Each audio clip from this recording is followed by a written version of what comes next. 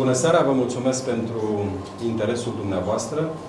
Doresc să fac o declarație de presă, dând în felul acesta seamă către români despre discuțiile care au început în aceste zile. Viziunea care înseamnă unitatea forțelor de dreapta are nevoie de un prim pas. Acest prim pas este reprezentat de desemnarea candidatului unic la prezidențial. Discuțiile din aceste zile cu președintele Partidului Național Liberal, cu domnul Antonescu, cu președintele Partidului Democrat Liberal, cu domnul Vasile Blaga, cu alți reprezentanți ai altor partide din dreapta, au ca obiectiv conturarea viziunii și desemnarea candidatului unic la prezidențial.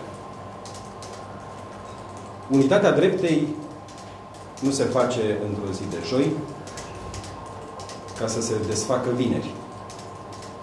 Proiectul Unității Dreptei este un proiect de termen mediu și lung, la capătul căruia trebuie să existe o viziune coerentă de dezvoltare și reprezentare a României. Unitatea dreptei nu se face în jurul unui personaj, cum nu se poate face în jurul unui proiect politic. Se face între români și pentru români. Din mijlocul națiunii române și pentru națiunea română. Unitatea dreptei nu se face prin excluziune. Unitatea dreptei se face prin strângerea tuturor forțelor într-un singur loc. Unitatea dreptei se face însă numai dacă părțile implicate vor înțelege misiunea pe care o au și semnificația votului de duminică.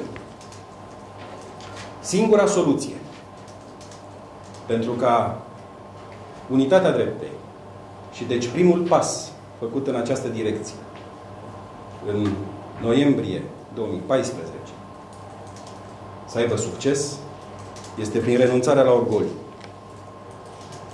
Dacă încearcă cineva să folosească acest moment în interes personal,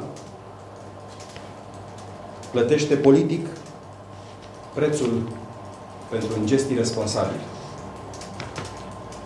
Dacă vrem să avem o alianță, o formațiune definită juridic, trebuie să acceptăm că vom sta la masă cu oameni cu care ne-am certat, cu oameni care s-au jignit între ei, cu oameni care au săpat tranșee și care la această oră încă nu au capacitatea să înțeleagă că iertarea este prețul cel mai mic pe care îl putem plăti ca România să aibă un președinte reprezentativ și credibil.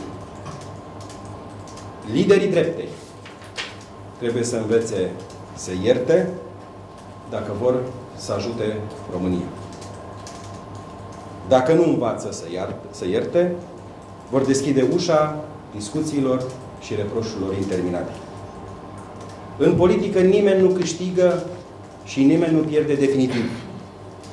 Dreapta nu este nici pro-Traian Băsescu, nici contra Traian Băsescu. Dreapta trebuie să fie pro-România. Nu există om providențial care să salveze dreapta sau România. O asemenea soluție e o iluzie.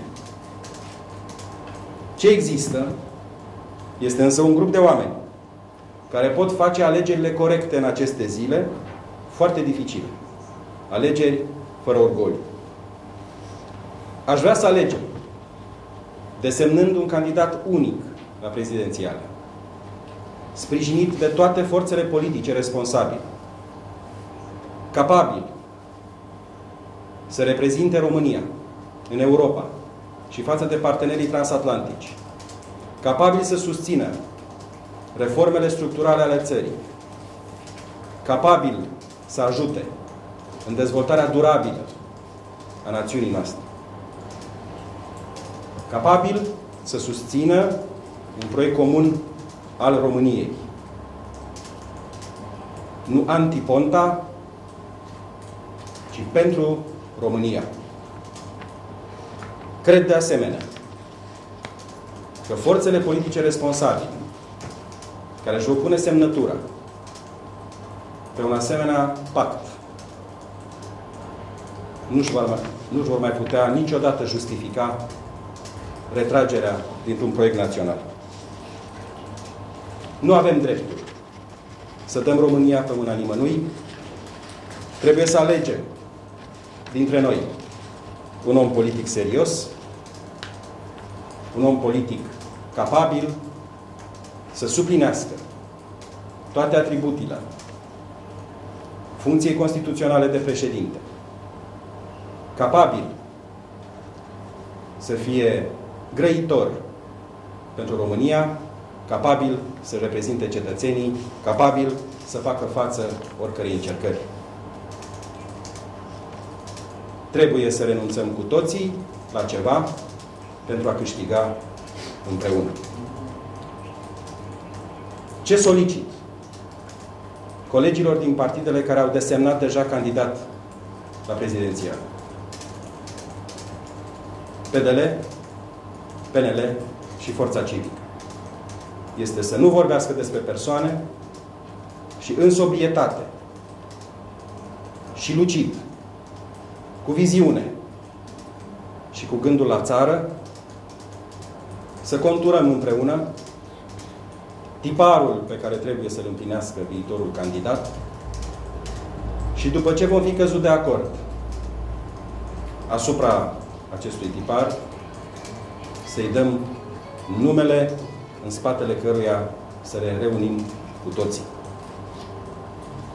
Cred că este în acest moment obligația noastră și felul în care vom marca schimbarea unei generații politice, schimbarea unui traseu al României către zările pe care ne le dorim cu toții luminoase. Am mare încredere în discuțiile ce urmează. În scurt timp, Forța Civică se va întâlni cu reprezentanții Partidului Național Liberal și apoi cu reprezentanții Partidului Democrat Liberal. Vă mulțumesc tuturor!